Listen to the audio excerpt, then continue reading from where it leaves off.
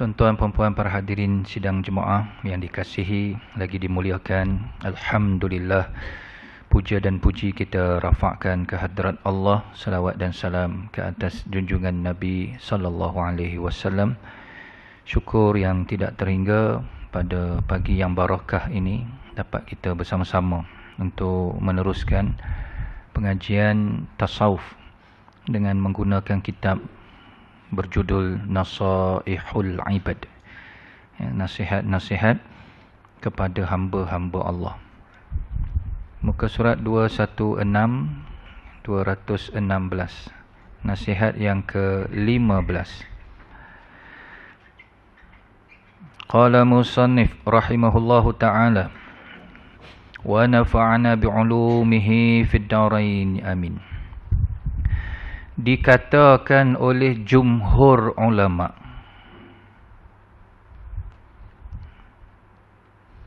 jumhur majority, kalau keseluruhan itu kita panggil ijma', kita panggil ijma' ulama, itu semua sepakat. Ini jumhur kebanyakan.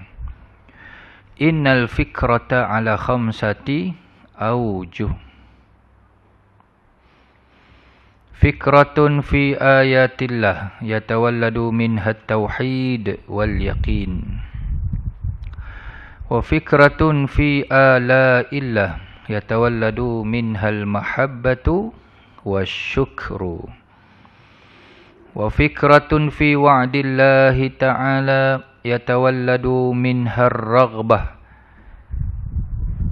Wa fikratun fi wa'idillah yatawalladu minhal haibah. Wa fikratun fi taqsiri nafsihi 'anit ta'ah ma'a ihsanillahi ilaihi yatawalladu minhal haya. Sesungguhnya pemikiran itu al-fikrah ala khamsati aujuh, pada 5 sasaran. Sesungguhnya pemikiran itu pada 5 sasaran. Pertama, berfikir tentang bukti-bukti kebesaran Allah. Berfikir tentang bukti-bukti ataupun tanda-tanda ayatillah, kebesaran Allah. Hal ini dapat menimbulkan ataupun melahirkan yatawalladu, walad ni anak, melahirkan, menimbulkan at-tauhid wal yaqin, membuahkan tauhid dan yakin. Itu satu. Kedua, berfikir tentang ala'illah. Wa fikratun fi ala'illah, anugerah-anugerah Allah. Hal ini dapat menimbulkan al-mahabbah, mahabbah cinta. Wasyukru, dan syukur. Mahabbah wasyukru. Seterusnya yang ketiga, berfikir tentang wa'dillah. Wa'dillahi ta'ala, janji-janji Allah. Hal ini menimbulkan raghbah. Raghbah, kecintaan hari akhirat. Kalau bahasa kitab lama, raghbah ni dia terjemah gemar. Gemar. Kalau bahasa moden apa? Bersemangat, bermotivasi. Menimbulkan motivasi, semangat untuk mengejar akhirat. Keempat, wa fikratun fi wa'idillah. Wa'idillah yatawalladu minhal haibah. Berfikir tentang ancaman Allah. berfikir tentang ancaman Allah. Cuba perhati tengok kalimah wa'id, waw ain ya dal kan. Sebelum tu wa'di. Poin ketiga. Tak ada ya. Jadi kalau tak ada ya, maknanya janji baik. Kalau ada ya, janji buruk atau kita panggil ancaman, warning. Dia bawah tajuk Al-Ma'ad. Ma'ad ni janji-janji Allah ada dua. Satu janji wa'dun, baik. Satu lagi wa'id. Kalau wa'id ni tak baik lah. Kalau wa'dun, janji baik. Al-Ma'ad ni janji-janji. Ni janji baik. Ni janji buruk. Warning lah, ancaman. Kalau kita baca Quran kan, kita akan jumpa ayat-ayat Al-Ma'ad dipanggil. Sama ada wa'dun atau wa'idun. Okey. Jadi fikir tentang ancaman Allah. Bila fikir, yatawalladu, menimbulkan rasa haibah gementar. Haibah gementar atau takut. Haibah ni kita sebut Melayu hebat. Dia tu hebat. Maksud ada kegerunan. Tengok dia gerun, ada aura dia kan. Tu haibah. Wa fikratun fi taksir. Akhir sekali, yang kelima, berfikir tentang taksir, kekurangan diri sendiri, anit ta'ah, dalam mengabdi, maknanya dalam ketaatan, anit ta'ah. Padahal terlalu banyak Allah telah memberi kebaikan. Ihsan. Ihsan tu kebaikan. Allah beri banyak ihsan. Ma'a ihsanillahi ilaihi. Hal ini akan membuahkan, melahirkan, menimbulkan rasa malu, haya. Rasa malu terhadap ataupun kepada Allah Subhanahu wa ta'ala. Okey. Begitu dia punya terjemahan untuk nasihat yang ke-15. Huraian. Huraiannya agak panjang. Sampai muka surat 223.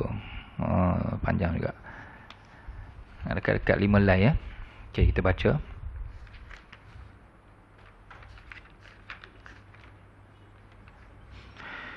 Sayyidina Ali bin Abi Talib radhiyallahu anhu berkata, tidak ada ibadah yang lebih sempurna seperti berfikir atau bertafakkur.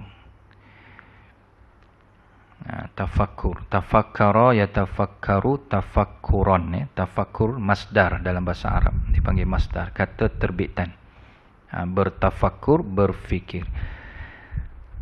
Jadi tidak ada ibadah yang lebih sempurna ataupun menyempurnakan ibadah, iaitu bertafakkur. Sebahagian orang yang makrifat mengatakan bertafakkur itu lampu penyuluh. Tu dia. Umpama lampu penyuluh bagi hati. Jika dia hilang, jika tafakur hilang, maknanya kalau tak bertafakur, maka hatinya tidak bersinar. Dalam sebuah hadis dikatakan, tafakkuru sa'atin khairun min ibadati sittina sanah. Berfikir 1 jam, tafakkur. Tu tafakkuru sa'atin. Dia terjemah sa'atin tu 1 jam.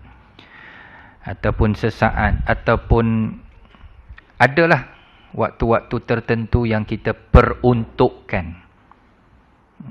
Tu. Khairun, lebih baik daripada ibadah 60 tahun. Ya, tafakkuru sa'atin khairun min ibadati sittina sanah. Berfikir 1 jam ataupun sesaat, seminit, 5 minit, 10 minit, ikutlah. Itu lebih baik daripada kita ibadah 60 tahun. 60 tahun tu dengan catatan tanpa berfikir. Dia ibadah je. Okey. Syekh Al-Hafni berkata, berfikir mengenai perkara-perkara yang diciptakan Allah, tentang sakaratul maut, seksa kubur dan ketakutan-ketakutan pada hari kiamat, itu lebih baik daripada banyak beribadah. Tu dia punya syarah dia. Kerana dengan cara begitu, kebaikan atau amal ibadah kita akan menjadi lebih teratur, lebih khusyuk, lebih fokus, lebih mempengaruhi jiwa, membentuk syakhsiah dan seumpama. Okey. Sekali lagi. Hadis ni memang ada kontroversi lah kalau bahasa sekarang. Tafakkuru sa'atin. Kerana sebahagian ulama mengatakan hadis palsu. Yang agak ringan dia kata hadis dhaif. Tapi oleh kerana pensyarah kitab ni Syekh Muhammad Nawawi Ibn Umar, seorang ulama besar, sehingga mendapat gelaran Imam Nawawi Sani kan. Gelaran dia Imam Nawawi kedua. Jadi kita hormatilah ilmu dia. Mungkin dia pegang dhaif. Kalau dhaif tak ada masalah, boleh ambil pengajaran. Ya. Berfikir 1 jam ataupun seminit, sesaat lebih baik daripada ibadah 60 tahun. Jadi kadang-kadang ada orang salah faham, tak payah ibadah, berfikir je. Bukan begitu. Bukan itu maksud. Sebab tu dihurai, berfikir mengenai perkara-perkara yang diciptakan Allah. Makhluk, langit, bumi apa semua. 1. Berfikir tentang sakaratul maut. Kita fikir macam mana nak hadap nanti. Perkara yang paling pasti. Dan kita sedang menunggu-nunggu giliran. Namanya sakaratul maut. Fikir, tengok, Masya Allah. Selepas sakaratul maut, nak hadap pula seksa kubur ataupun alam kubur, alam barzah. Sampailah destinasi akhir, ketakutan-ketakutan pada hari kiamat. Itu lebih baik daripada banyak ibadah tanpa fikir benda ni tadi. Tu maksud. Dia ibadah je tapi tak pernah fikir pasal kubur. Tak pernah fikir ibadah dia terima ke tak terima. Ibadah dia dibuat atas dasar ilmu ke atau main ikut-ikut. Adakah ibadahnya dapat mencantikkan akhlak dia? Adakah dengan ibadahnya dia menjauhi perkara mungkar? Dia tak fikir. Sekadar ibadah, orang kata apa? Melepaskan batuk di tangga. Tu maksud dia. Khalid Ar-Rashidi berkata, tafakkur, berfikir tidak akan berjaya selain dengan sentiasa berzikir dengan ucapan yang disertai hati, sehingga zikir tetap berada dalam hatinya. Kejayaan kedudukan ini menunggu kemakrifatannya, kerana jika tidak makrifah kepada Allah, bagaimana zikirnya itu akan dapat tetap berada dalam hati dan lisan. Okey. Khalid Ar-Rashidi berkata, tafakur, tajuk utama kita tafakur, berfikir, tidak akan berjaya, pula dah, selain dengan sentiasa berzikir.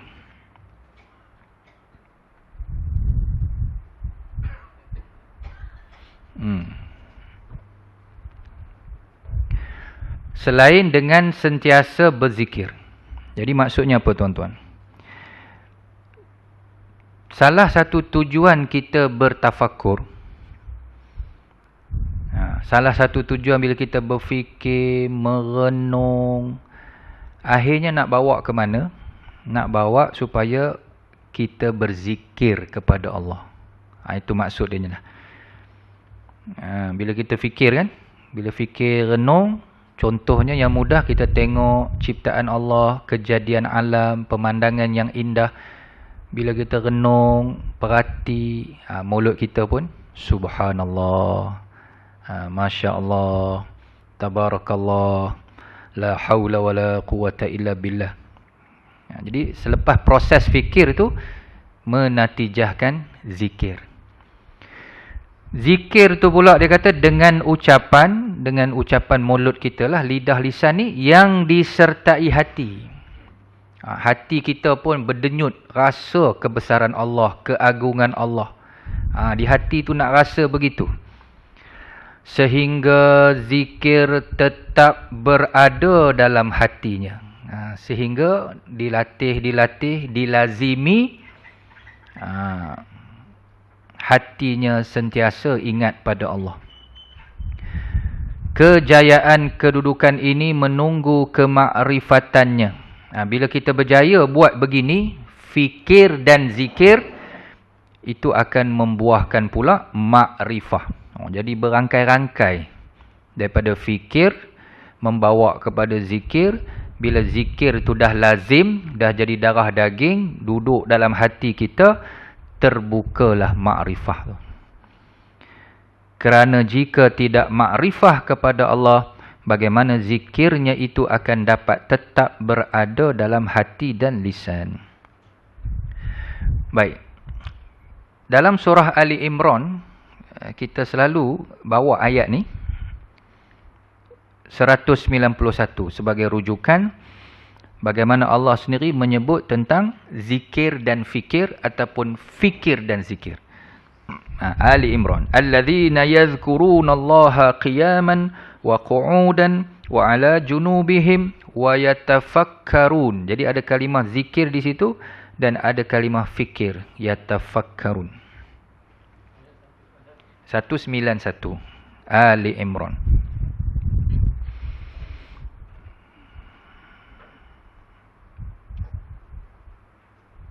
Baik, jadi fikir itu jalan syariat, zikir itu membawa hakikat.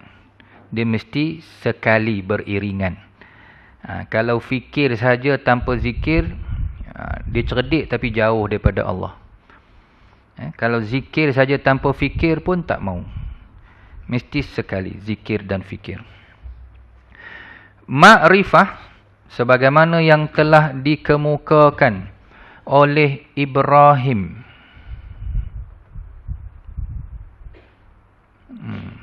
Ibrahim mana kan? Dia tak sebut. Umum sangat. Ma'rifah sebagaimana yang telah dikemukakan oleh Syekh Ibrahim. Kalau yang popular dalam dunia tasawuf, paling kita kenal Ibrahim bin Adham tu lah. Ibrahim bin Adham. Ni nama-nama ahli sufi, wali-wali Allah hebat. Selain tu ada juga Ibrahim Al-Khawwas. Seorang lagi yang tak kurang hebat, Ibrahim An-Nakhai. Okey, ialah kenaikan, yakni menetapkan yang maha benar di atas segala yang dikuasainya, serta dia itu berbeza dengan segala yang difahamkan.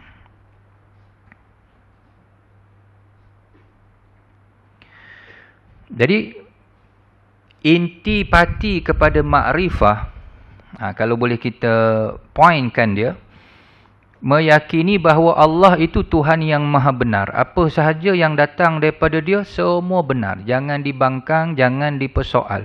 Kita sebagai hamba, iakan je. Itu makrifah lah tu. Orang tu makrifah. Dia tak dirungsingkan, oh kenapa Allah suruh begini, kenapa Allah haramkan ni. Dia tak rungsing sebab dia tahu Allah maha benar, maha bijak, maha mengetahui, dia cipta segala-gala. Kalau pegangan tu dah ada dalam hati kita, itu makrifah lah. Kita dah kenal Allah. Makrifah ni kan kenal. Dah kenal dah Allah. Dan dia berbeza dengan segala yang difahamkan. Satu lagi, intipati makrifah, kunci makrifah, kita mesti yakin, beriktikad Allah berbeza dengan segala yang difahamkan. Apa yang dikhayalkan. Kalau bahasa sifat 20, mukhalafatuhu ta'ala lil hawadis. Bersalahan Allah dengan segala yang baharu. Allah tak sama dengan makhluk. Kalau kita makhluk, antaranya sifat makhluk apa? Bertempat. Ni kita mengambil tempat, mengambil ruang. Dipanggil jisim, jirim kan? Dibahas halus dalam ilmu sifat 20. Jadi tak boleh kata Allah bertempat.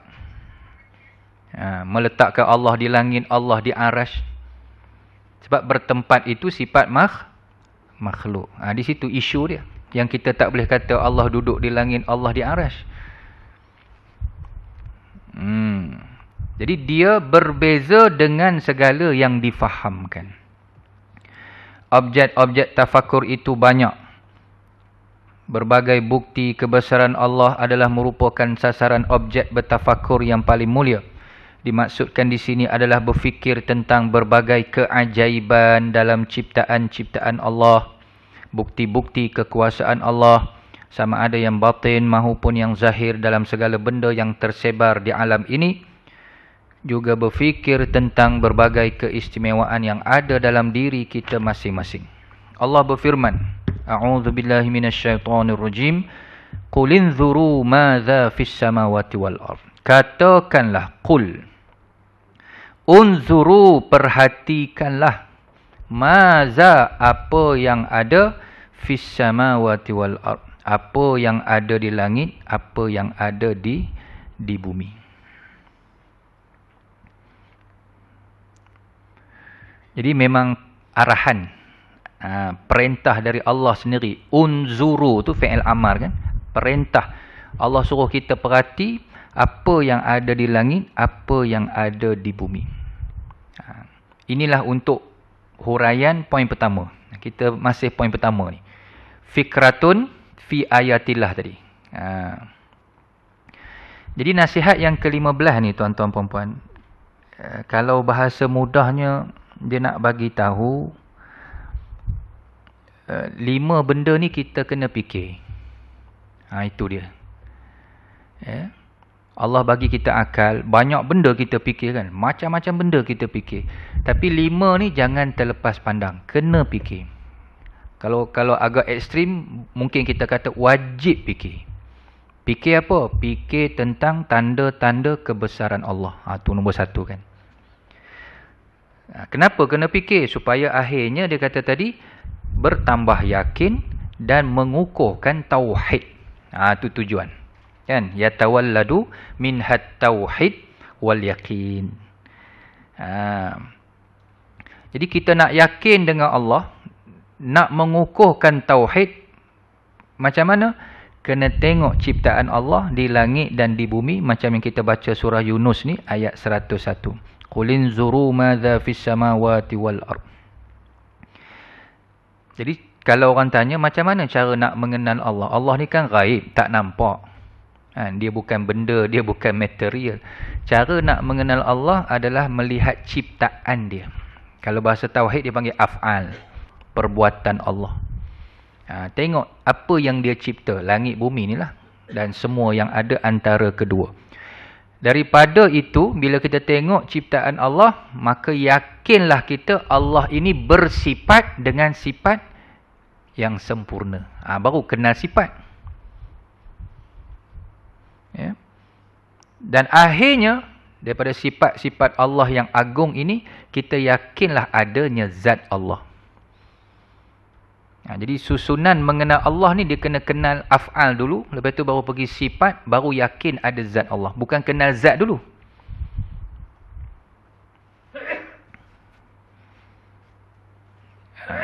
Contoh yang selalu kita bawa, yang mudah-mudah tuan-tuan, bila kita tengok kereta mewah kan, Ferrari ke apa sajalah jenama yang mahal-mahal, yang harga-harga kayangan berjuta-juta, kita akan terbayang pencipta kereta ni mesti orang yang brilian kan, mesti yang teliti, mesti satu orang yang genius. Macam mana dia boleh tu sifat dia lah, sifat dia genius, bijak, cerdik, teliti, halus. Dengan melihat kereta, kita tengok bangunan dengan seni ukir yang halus, itu ciptaan tu, benda kita tengok, automatik kita akan terfikir tuan yang mengukir seni banner ni mesti orang yang kreatif, seni kan, halus tangan dia kan, sabar, bukan senang nak mengukir. Tu. Begitulah kita tengok langit, bumi, gunung, ganang, ombak di laut begitu begini, kita akan nampaklah sifat Allah yang maha bijaksana, maha mengetahui, maha segala-galanya. Itu maksud dia. Jadi akhirnya yatawalladu minhat tauhid wal yaqin. Allah juga berfirman, wa fil ardi ayatul lil muqinin wa fi anfusikum afala tubsirun. Dan di bumi terdapat tanda-tanda kekuasaan Allah. Dan di bumi ni terdapat banyak tanda-tanda kekuasaan Allah bagi orang-orang yang yakin. Dan juga pada dirimu sendiri. Tak payah jauh, tengok diri kamu sendiri. Ya. Maka apakah kamu tiada memperhatikannya? Ya. Tanda-tanda kekuasaan Allah ada pada penciptaan diri kita. Macam mana kita ni daripada setitis air mani, tiba-tiba terbentuk macam yang ada sekarang. Kemudian tersusun kepala di atas, tangan kanan, kiri, perut, kaki dengan fungsi masing-masing. Ya. Dengan bentuk jari kita susunannya macam mana. Belum cerita yang dalam-dalam organ, hati, jantung, darah, urat. Ya. Surah Az-Zariyat ayat 20, ayat 21. Ya. Wa fi anfusikum afala tubsirun, dan pada diri kamu sendiri apakah tidak kamu memperhatikan? Banyak gesaan-gesaan dalam Quran menyuruh kita perhati ciptaan Allah. Sampai ada ayat yang suruh kita tengok unta tu apa? Afala yanzuruna ilal ibili kaifa khuliqat. Ibil. Surah Waqiah, afara'aitumul ma alladhi tashrabun, tidakkah kamu memerhatikan air yang kamu minum? Semua disuruh kita perhati. Siapa cipta, siapa buat, siapa bagi.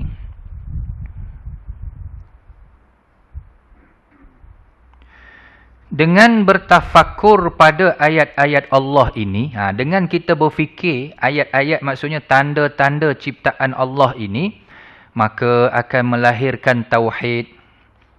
Yakinlah kita Allah itu esa. Pertama, Allah wujud dan dia esa. Kenapa dia esa? Sebab kalau Tuhan ni 2, 3, langit bumi hancur kan. Sebab masing-masing Tuhan nak tunjuk power. Itu disebut dalam surah Al-Anbiya. Lau kana fihi ma alihatun illallah la fasadata. Surah Al-Anbiya, kita tengok ayat berapa. Lau kana fihi ma alihatun illallah la fasadata. Kalaulah antara keduanya langit dan bumi itu ada Tuhan lebih daripada satu, la fasadata, maka hancur kedua-duanya. Ayat 22 Al-Anbiya, ayat 22. Allah bagi dalil akal yang simple je. Tuhan mesti satu esa. Kalau Tuhan 2, 3, langit bumi ni hancur, rosak. Ya, sistemnya jadi cacamerba. Ya, macam kita kata nahoda lah kapal kan. Tak boleh ada dua nahoda. Mesti satu je. Kalau tidak, satgi orang ni nak ke utara, orang ni nak ke selatan, orang ni nak turun sauh, orang ni tak nak turun sauh. Sudahnya bergaduh sama dema je. Itu dia kata, melahirkan tauhid. Makna mengukuhkan. Kita yakin Allah esa. Bukan berbilang. Tafakkur seperti ini akan menambah kemakrifatan kepada zat Allah, sifat-sifat dan nama-namanya. Ini yang kita sebut tadi. Jadi bermula dengan af'al. Ciptaan Allah tu af'al lah tu. Af'al ni perbuatan Allah. Ciptaan Allah. Langit bumi tu. Yakinlah kita dengan sifat Allah, nama-nama asma Allah. Dan akhirnya yakinlah adanya zat Allah. Sanurihim ayatina fil afaq wa fi anfusihim hatta yatabayyana lahum annahul haq. Sanurihim ayatina, kami akan memperlihatkan kepada mereka tanda-tanda kekuasaan kami.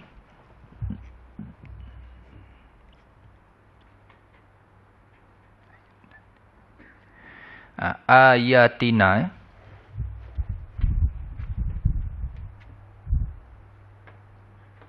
Dia ayat lah, ayat. Kita panggil ayat. Yang ni pun selalu juga kita sebut sama macam ni kaedah dia. Al-ma'ad ni ada dua. Ayat pun ada dua.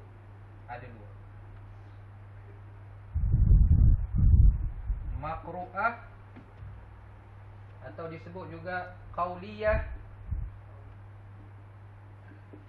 Yang ni dipanggil ayat manzurah atau kauniyah. Jadi ayat ada dua.